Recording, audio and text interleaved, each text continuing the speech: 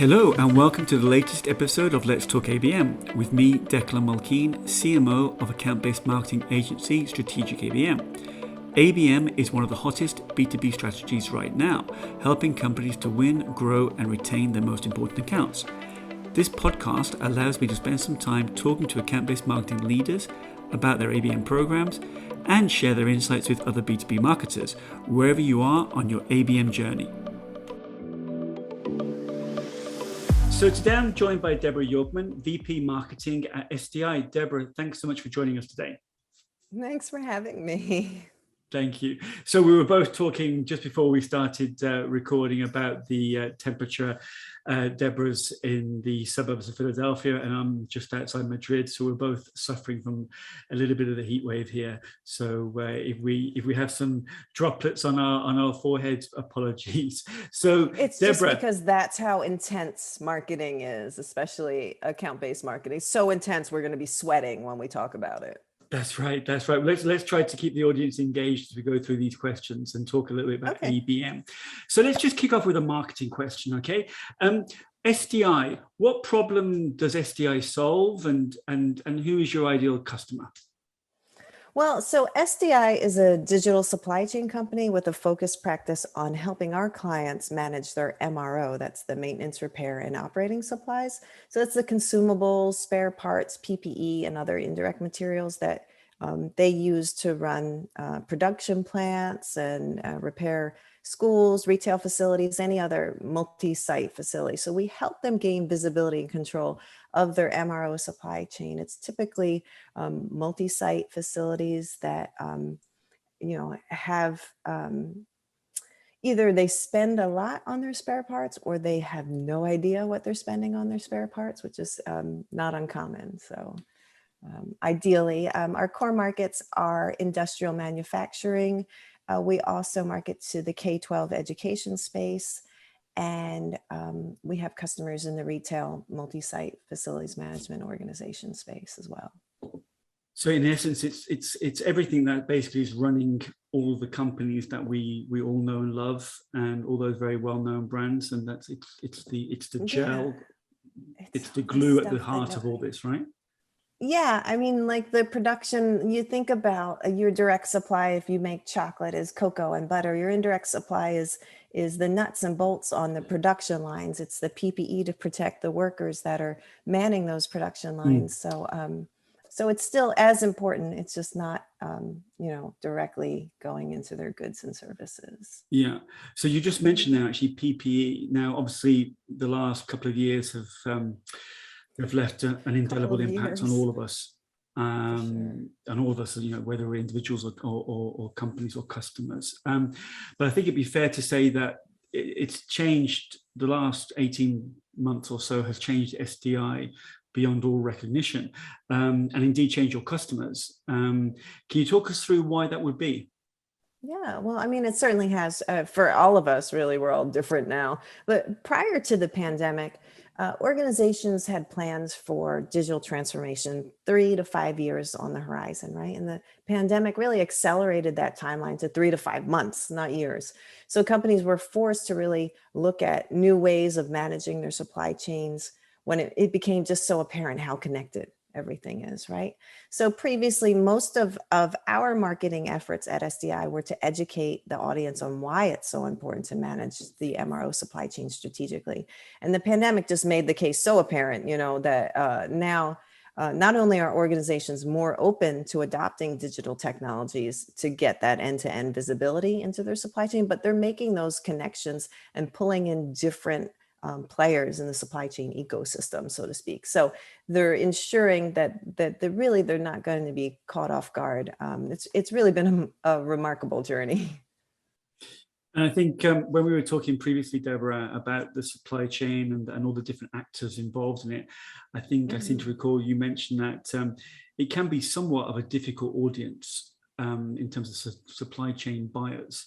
In terms of the position that they're in, is that they are very often unaware and untroubled.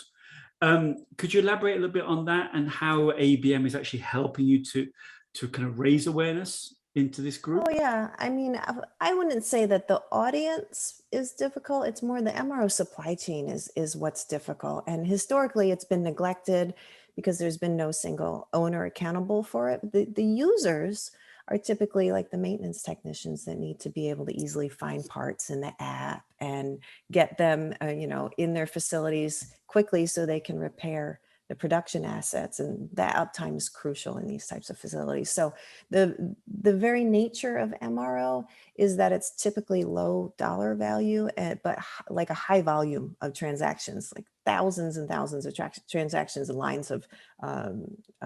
So the procurement teams in these organizations, the problem, they couldn't access the spend. There was no visibility into what was spent, from where, from whom. So if they can't access the spend, they can't source it and negotiate contracts, and not effectively anyway. So the pandemic provided some catalytic energy, I guess, is a good term for it, to this problem. So the audience is now definitely aware and troubled. They were untroubled, unaware, like MRO, like I don't want to hear about it. So this changes our ABM strategy so that we can really focus on the customer experience instead of those problems. Instead of saying, you have a problem that you don't even know exists. It's like, yeah, right, get out of here, right? So now the value that we bring to the table as an organization in solving this problem is already understood. It's kind of, I guess if there's got to be a silver lining of the pandemic, it's that everybody knows what supply chain is now, and they understand it's not just logistics, right? So our ABM strategy, whether to specific targets in those specific markets, like a one to few strategy for retail, for example, it's micro focused on those value stories that are differentiated, and that allows the buyer to really self-discover what's really important to them. So we'll do a lot of reports on, here are trends in the industry, so that they can kind of see themselves in there and say, yeah, then you know what, I'm not alone. And so it's really powerful, actually. And actually, that kind of leads nicely to the next question that you mentioned before, that you kind of refer to SDI as being the Sherpa taking your customers on a digital supply transformation. Now, being a Sherpa, kind of, the images of climbing mountains and K2 and Everest, etc., come to mind. But is it that hard in terms of the work, or is it relatively easy to take your customers on this journey? Yeah, digital transformation is a journey, and it's not just about creating a digital version of what we were doing before. So it's actually about changing our behavior and helping our customers change their behaviors around how they manage their supply chain. So as an industrial marketer, focusing on process transformation and behavioral transformation before the technology. And so that's difficult, because it's like you kind of just want to plug in a solution and be like, we're done, right? And there's a lot of plug and play solutions available for automated sourcing and supply chain management. Our supply chain management platform is very plug and play, but there is this change management that has to happen. And so digital transformation, the journey is really about, process transformation. Most problems are created because there's not a standard process around it. So a lot of what we do at SDI, technology enables our 50 years of process. So I hate saying process so often, but it really is. So, but if you automate a bad process, you're just accelerating and exacerbating your problems. So you can't just plug in an automated solution. So we're really changing our behavior for us and the client, frankly. So technology is really the least complex of these transformations, and so while the pandemic definitely provided momentum to get over that inertia, like we're not going to change yet. It's engaging customers and turning our focus from what we sell to the problems that we help them solve. That's been a key pivot, and it has been a journey, and for us and our customers, and they've been really open to change lately. So it's helpful for sure. Yeah, and I think that also links nicely as well to, you mentioned that one of the things that you did over the course of the last couple of years was create a lot more stories and a lot more news to share with your customers, because obviously they were firefighting, they were looking for new supply chains, they were looking to turn on or turn off different supply routes. So you created an awful lot of kind of almost like in a journalistic way, like real-time news into these accounts to let them know what was happening, right? Oh, absolutely. And I tell I tell my team, it's like we're like corporate marketing, but we're also almost a publishing house, right? Because that's the pivot from talking about our solutions to talking about helping the customers solve their problems. So when everything was first shut down because of the pandemic, everybody experienced supply chain delays. But because SDI, at SDI, we work with thousands of suppliers across numerous categories. Like MRO isn't just one category. Maybe it's like 50, 60, it's hundreds of different categories, depending on what kind of facilities you have. And you could have, lab supplies or custom motors and things like that. So it's really nuanced. And so we're working with these suppliers during the pandemic. We're able to see quickly what categories were being impacted, where to source alternatives. And we had that agility to keep our clients' MRO and PPE supply chains running so that they could stay in business. And so we took these insights and trends and just started publishing it in a news brief every week during the pandemic. It was like, people don't know what's going on. We have to just at least share what we know as we know it.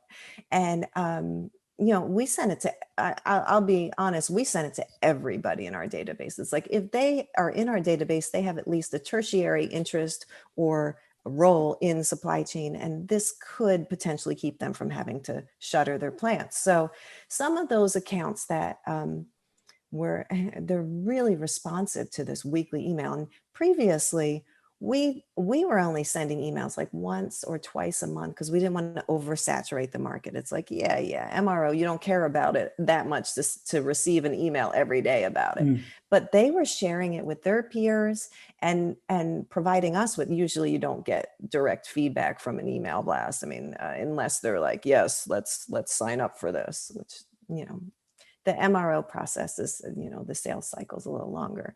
It's not very transactional. It's more like a consultative type of deal. So,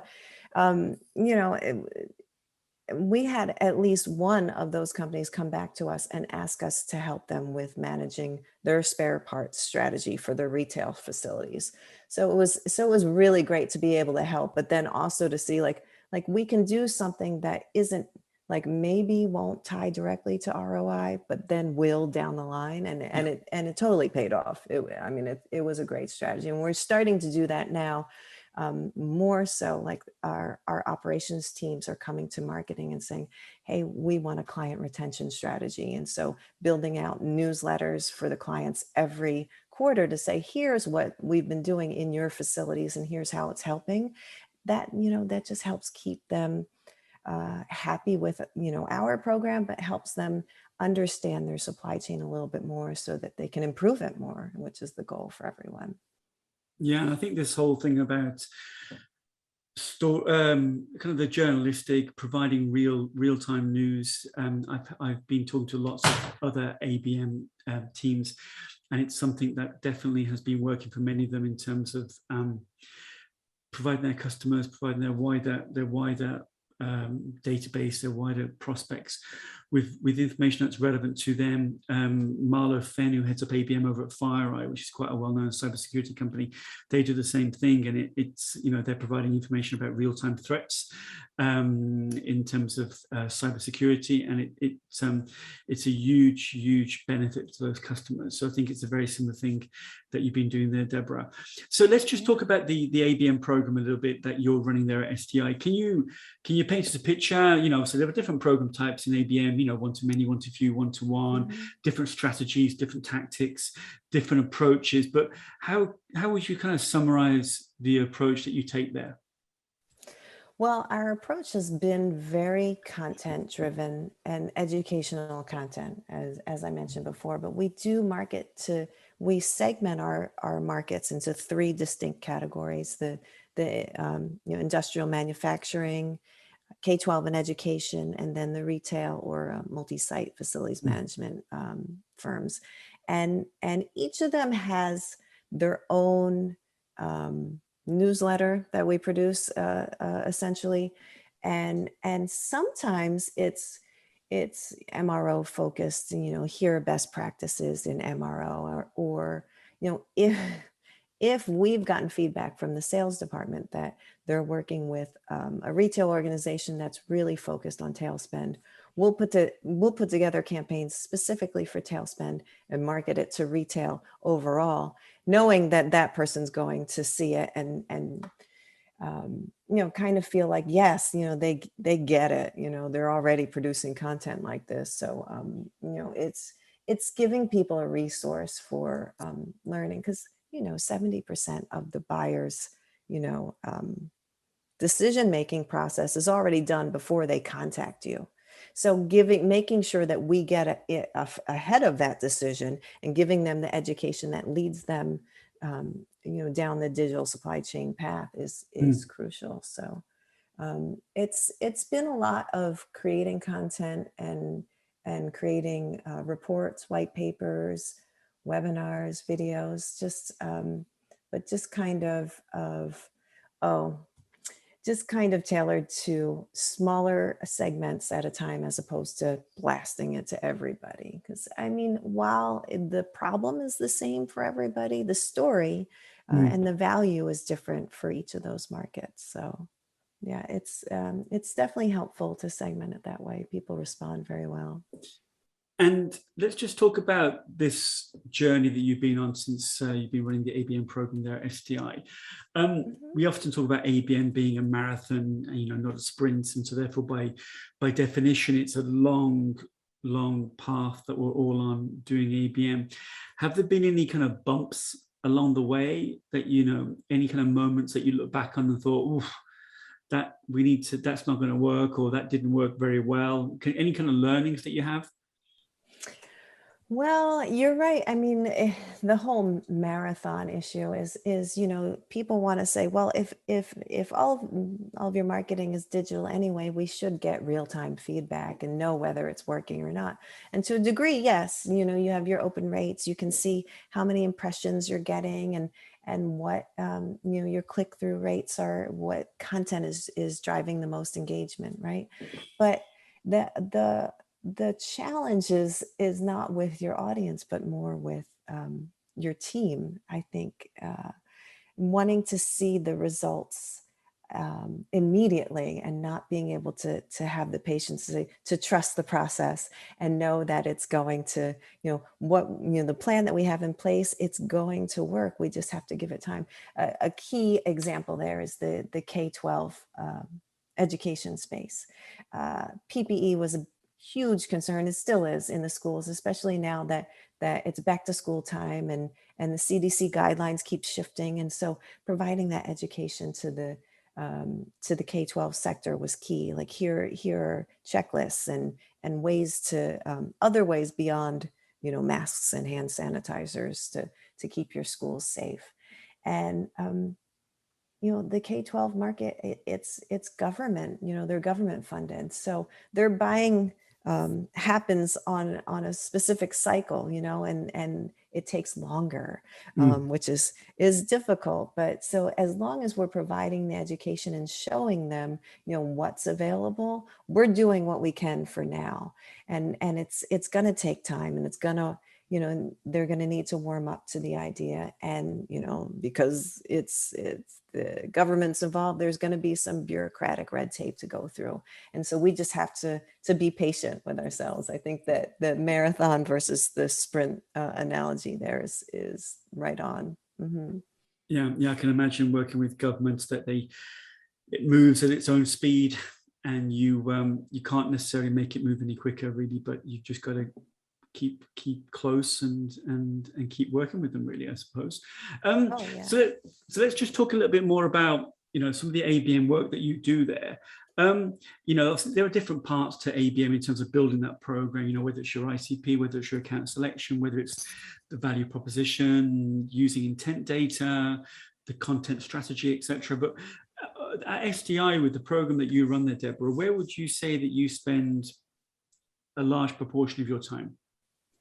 Hands down, we spend the most time on the messaging, on the content, making sure that what we're saying kind of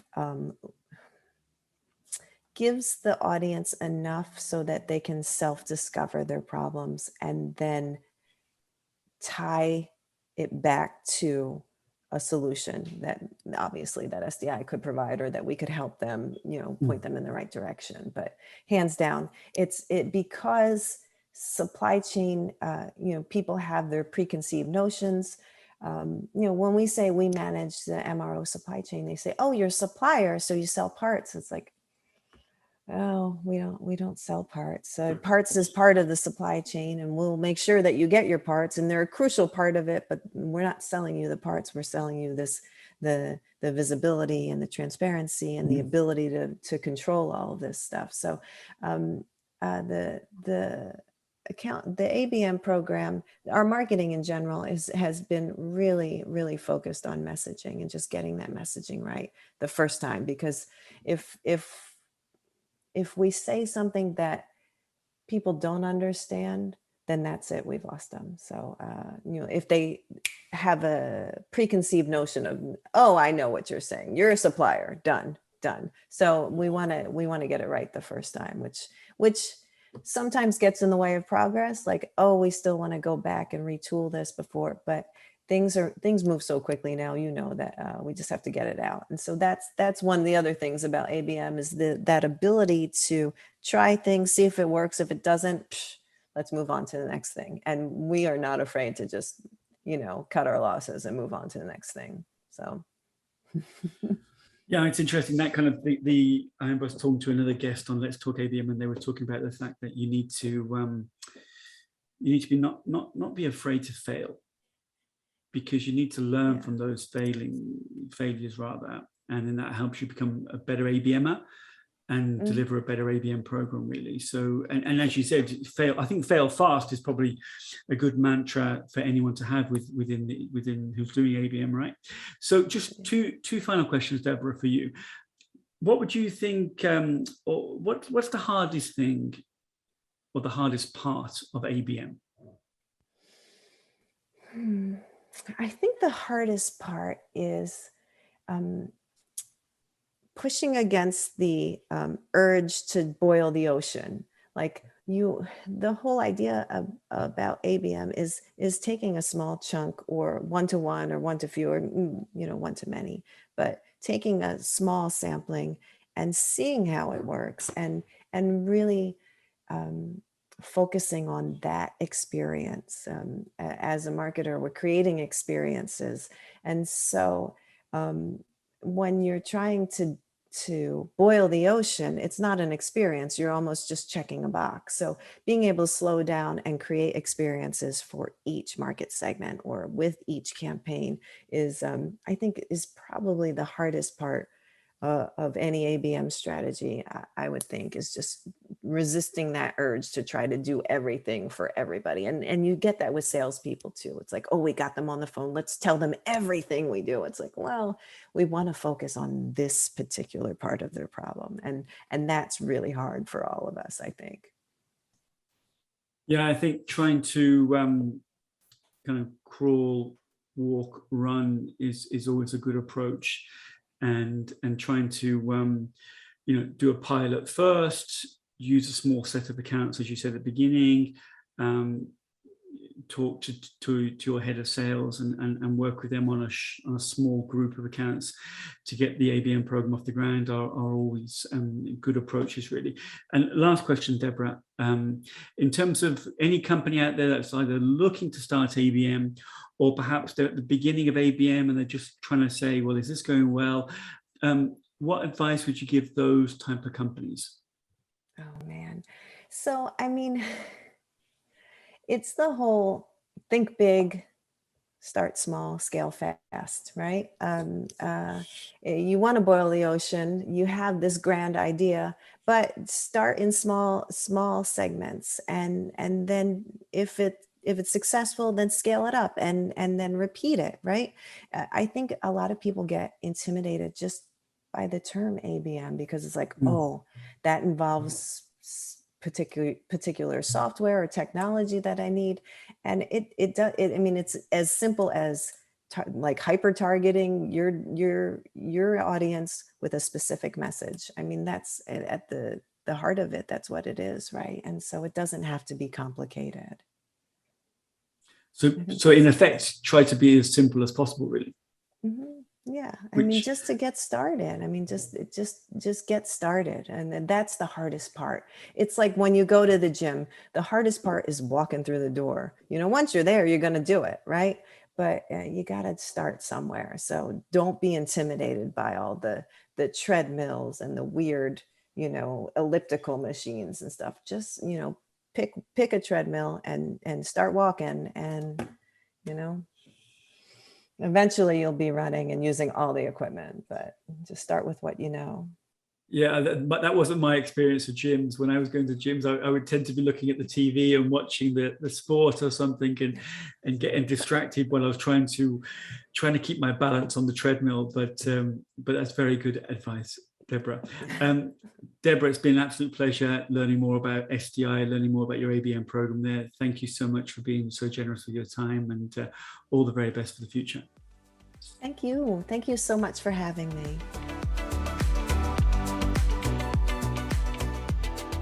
If you enjoyed this episode of Let's Talk ABM, be sure to subscribe so you're notified when a new episode is posted. Feel free to rate and review this podcast. Thanks so much for listening.